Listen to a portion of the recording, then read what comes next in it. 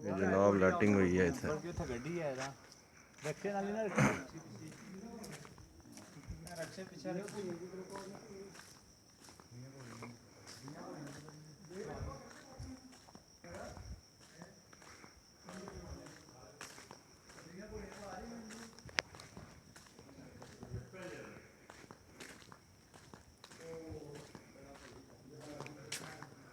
ये जनाब तोड़ मस्जिद गली तक है।